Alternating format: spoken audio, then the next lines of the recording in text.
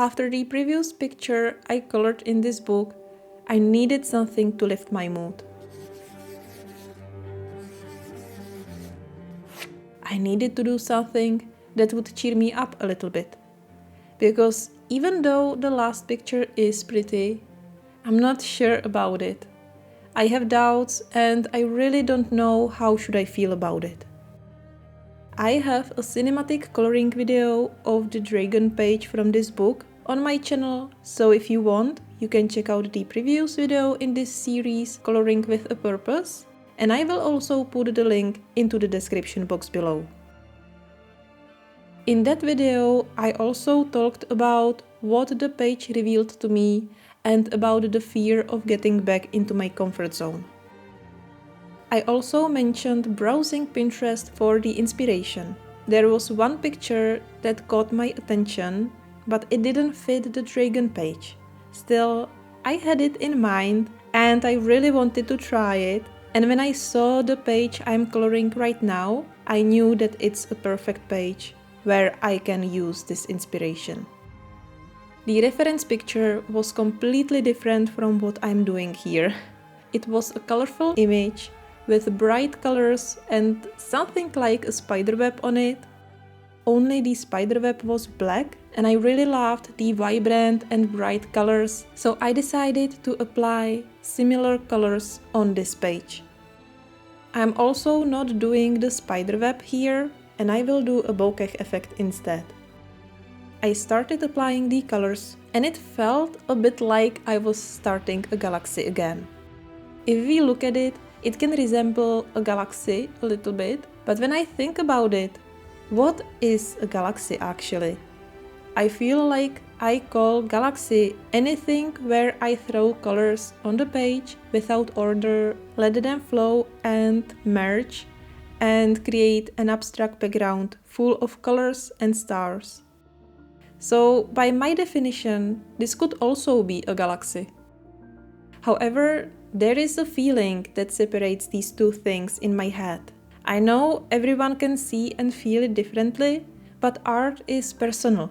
It's about our own feelings, our inner language. We are trying to say something through our art, and we can only hope that others will understand it. At the same time, everyone can create their own interpretation, and that is completely fine. That's what makes art emotional. Everyone can find something different in one piece.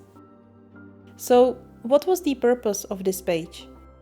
The original purpose was just to lift my mood. After the dragon, I wanted something simple, colorful, and bright. I mentioned in the last video that I wasn't happy with how dark I made the galaxy, and I explained why it happened, so I won't repeat it now, but I needed contrast. I needed something fresh and bright. Now I'm starting to realize that a galaxy-like background can actually be a bridge to something else. It doesn't always have to end as a galaxy. I added bokeh today. Next time I can use the same base and add a spiderweb or geometrical shapes or something else. I have to say that stencils are really great for this. They give you shape and structure.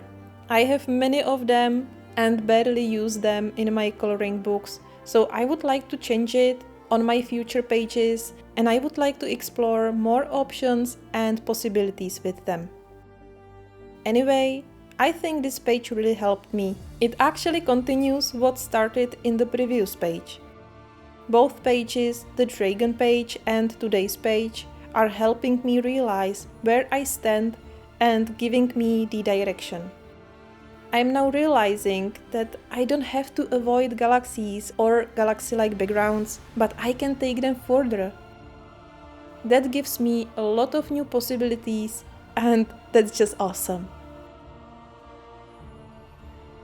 In the previous video, I forgot to tell you how this paper handled water.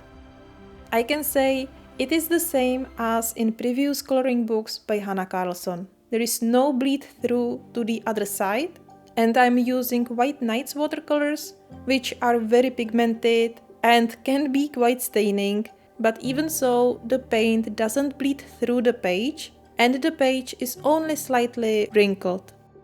The only thing I noticed is that when I tried to create the bokeh effect with a wet sponge, the paper started to peel slightly. Also, the paint didn't lift as easily as in other books, so I think the paper absorbs more pigment, which means that the paint just sticks more to the fiber of the paper, but it can be only my personal perception. Anyway, the paper isn't damaged and the peeling wasn't severe. Still, I recommend being careful with this paper and don't rub the paper too much. I also recommend to use highly pigmented watercolors rather than low pigmented ones, which are usually the cheaper sets, because it will make you to use more water than pigments, and the result may not be that bright and vibrant. If you are interested to see the full coloring process of this page, having a list of all the colors I used, or if you are interested in coloring tutorials, exclusive color alongs, or color combos, you can find everything on my Patreon, Neko Simi Coloring. I hope you will enjoy the rest of this video, and let me know in the comments if you are also using stencils for your backgrounds or for your creations.